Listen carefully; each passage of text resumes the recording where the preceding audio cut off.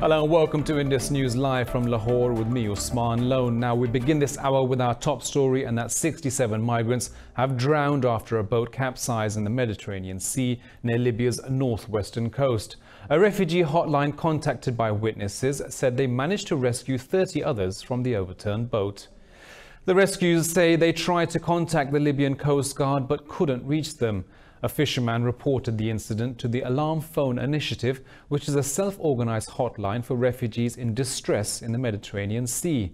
Every year, thousands of illegal migrants try to use Libya as a gateway to cross the Mediterranean to Europe in overcrowded boats, and many drown in the attempt.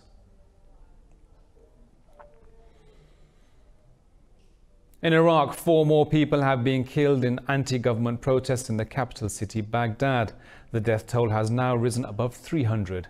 Medics say 38 others were wounded in the clashes. Hospital officials say the wounded protesters suffered injuries from live ammunition and rubber bullets. Police say one protester was killed near the Sinak Bridge and the other near the adjacent Arar Bridge. The Syrian Opposition's Observatory says 21 people have been killed in an attack by government forces in Idlib. 40 others were wounded in the attacks, which were carried out from the Mount Azan base in Aleppo. The observatory said 10 children are among those killed in strikes by regime forces. It said a ground-to-ground missile was fired near Kar village, close to the border with Turkey. Meanwhile, state media says 5 civilians were killed in a strike by Turkish occupation forces in the Raqqa countryside. It said Turkish aircraft shelled residential neighborhoods in Cornful village west of Tal Abyad city. Since last year, over 1,300 civilians have been killed in attacks in different parts of the country.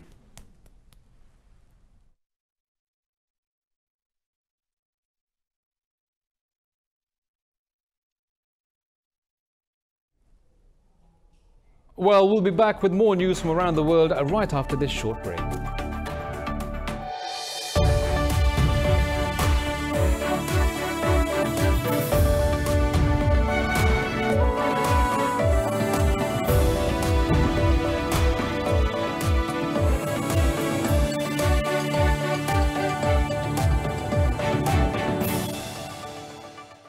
Hello again, it's good to have you back. Now, Turkey said it's killed nearly 1,200 terrorists since the launch of the country's anti-terror operation in northern Syria, while in northern Iraq, 158 militants of the Kurdistan Workers' Party have been killed in Operation Claw. In a statement, the Defense Ministry said Turkey will continue to take actions required to protect its sovereignty. Ankara holds the PKK responsible for over 40,000 people's deaths in a 30-year-long terror campaign in Turkey. In May this year, Turkey launched Operation Claw against the PKK in the Kirkuk region of northern Iraq. It was followed by its second and third phases in July and late August. Israeli police have detained Jerusalem's governor Adnan Gaith from his residence in the Silwan neighborhood. Police have given no reason for Gaith's detention. Meanwhile, a report issued by a Palestinian organization reveals over 700 Palestinian children were detained by Israeli forces this year. The NGO's annual report said the children arrested by Israel had to face numerous rights violations. Over 5,700 Palestinians, including minors and women, are currently being held in Israeli detention facilities. The Saudi-led coalition in Yemen has denied claims that Houthi rebels shot down a Saudi F-15 fighter jet. In a statement, the coalition's spokesperson, Turki al-Maliki, described the allegations as baseless and unfounded. Maliki said the Houthi militia claims are only propaganda. He said the allegations are based on a previous failed attempt to shoot down a jet in July last year. Yesterday, the Houthis said they intercepted a coalition F-15 warplane near the border with Saudi Arabia.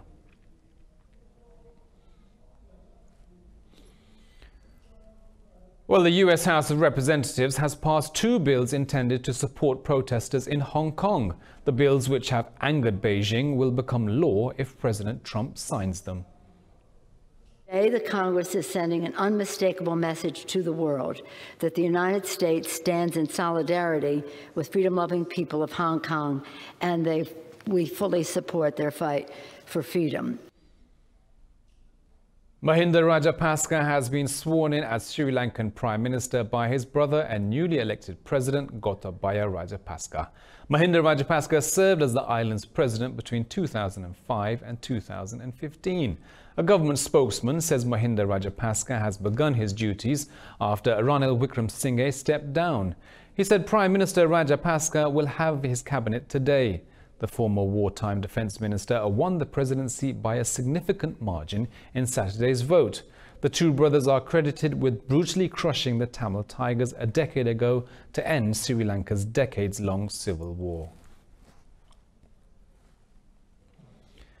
India has admitted arresting over 5,000 Kashmiri politicians and activists from the occupied valley after the 5th of August. During a parliament session, Indian State Minister Kishan Reddy said arrests were made as a preventative measure. The minister claimed only 609 Kashmiris are currently under arrest, as the rest of them have been released. But local Kashmiri media reject the claim, saying thousands of civilians, including children, are still in Indian jails. Meanwhile, the Indian police have registered an FIR against an Indian professor and her husband for social media posts. If you don't know what an FIR is, it's a police report. It was highlighting the crises in Kashmir. Police said Huma Parveen posted about the communications blackout in the valley, while Naeem Shaukat criticized India for its curfew in the occupied Kashmir. The occupied valley has been under New Delhi's lockdown and communications blackout for the past 109 days. While summarizing his visit to occupied Kashmir, Indian activist Yogendra Yadav said not a single voice in the valley favors India now. In an interview, Yadav said during his 5-day visit, he found the whole valley angry and frustrated. Yadav said Pakistan's Prime Minister Imran Khan has built a massive following among locals after his Kashmir speech in the UNGA. He said although there's no internet, people are sharing the speech on USB drives and through Bluetooth. Yadav said pro-India voices have died down and there is no middle ground in the valley as pro-Pakistan and freedom sentiments are at peak. He said the silence in the valley spells doom as anger is silently boiling inside Kashmiris and will burst after winter. More people in India fear statelessness after the BJP government announced the nationwide implementation of the controversial NRC bill. The Indian National Register of Citizens has already cancelled the citizenship of 2 million people, and they're mostly Muslims. And this was in Assam state. Speaking in Parliament, Indian Home Minister Amit Shah said the exercise will be carried out again in Assam and across the whole country. Human rights groups say the lives of 2 million people excluded from the NRC in Assam are still in limbo. Criticizing the decision, Indian activist Harsh Manda said the register will have catastrophic consequences if implemented across the whole of India. A 30-member delegation of South Korean Buddhists has reached Taxila in Pakistan to see the relics of Buddha. The delegation will then head to the Jolian Monastery, the second stop in the Buddhist Trail of Pakistan, to offer prayers. The Buddhists will then move towards Hamala before heading to Peshawar. The delegation arrived on the 16th of November on a week-long visit to Pakistan.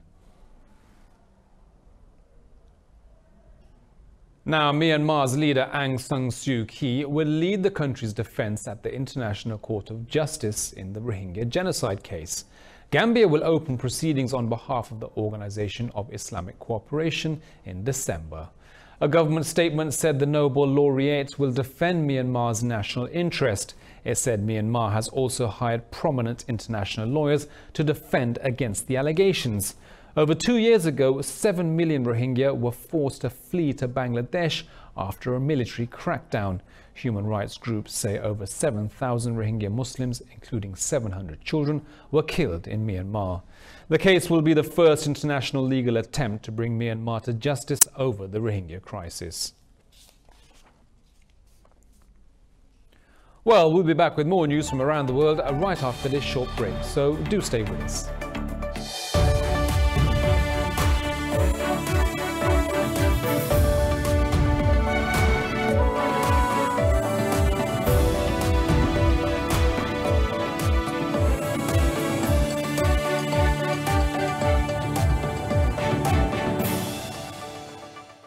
Hello again, it's good to have you back. Now, Britain's Labour Party is launching its manifesto for next month's general elections. Speaking in Birmingham, Labour leader Jeremy Corbyn promised a green transformation of the economy. He pledged to set up a fund for 300,000 new jobs and loans for people to buy electric cars. He said the Labour Party will also fund a pay rise for workers and will upgrade national infrastructure by taxing the rich. The manifesto also sets out plans to bring rail, water and energy into public ownership, as well as for more housing and free public transport. Corbyn also proposed renegotiating Prime Minister Boris Johnson's EU exit deal and putting it to a referendum. The Conservative Party says the manifesto lacks credibility because it doesn't say how Labour would vote in the new Brexit referendum.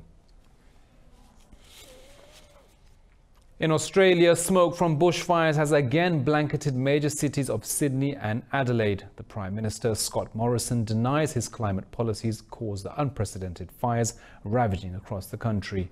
Morrison insists his government is doing enough to tackle global warming. Aerial pictures show the iconic Sydney Harbour Bridge and Opera House barely visible under the heavy smoke. Health officials are warning people to stay indoors as the smoke reached hazardous levels for the second time this week. With bushfires burning in every region of the country, Victoria and South Australia are hardest hit, with rising temperatures and strengthening winds. Officials in New South Wales say more than 600 homes have been destroyed in recent weeks. Well, Amnesty International has dubbed Facebook and Google human rights abusers. In a report, it said the tech giant's data collection model represents a threat around the world. In its 60-page report, the organization argued that despite the services they provide, Google and Facebook's platform come at a systematic cost. Calling the two companies surveillance giants, Amnesty said their business model is predicted on human rights abuse. The group says Google and Facebook threaten a range of other rights, including freedom of expression and the right to equality and non-discrimination. Amnesty called on governments to legally guarantee people's rights. In its response, Facebook and Google disagreed with the organization's conclusion and disputed its findings. Well, in other news, a British Nepalese mountaineer has smashed a world record by summiting the world's 14 highest mountains, and he did it in just 189 days. Let's see how he did it in this report. The 14th highest mountains in the world all stand over 8,000 meters high. 36-year-old Nirmal Purja served as a British soldier but quit earlier this year to pursue his mountaineering dream.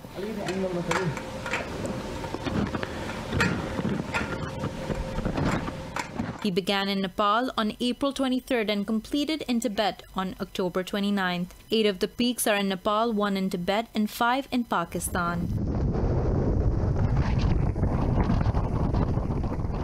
5 of us, all the Nepalese mountaineers, made it to the summit.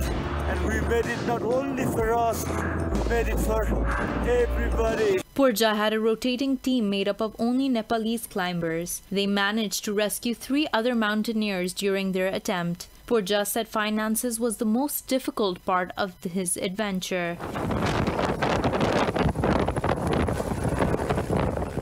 In terms of job security and all these things, financial stuff, gave that away as well. Sold my house, of course, time away from family. Yeah, and the list continues. So far, only 40 climbers have completed the challenge. 3 mountain tons.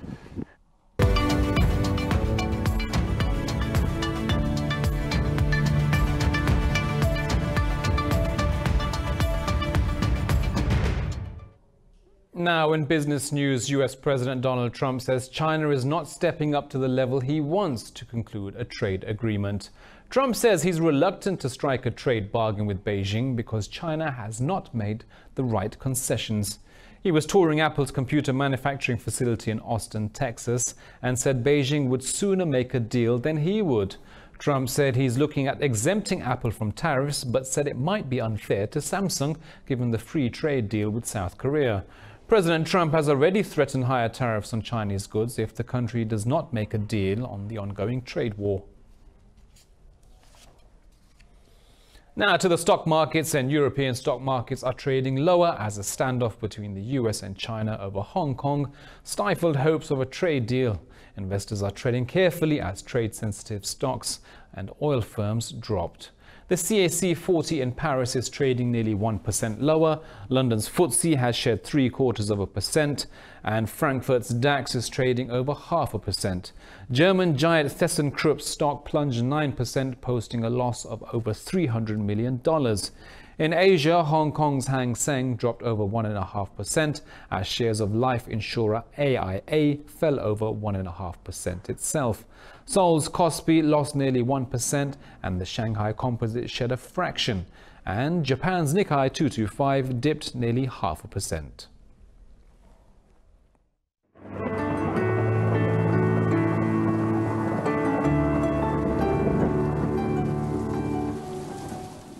Well, it's 16 degrees here in Lahore, but let's take a look at the weather around the world.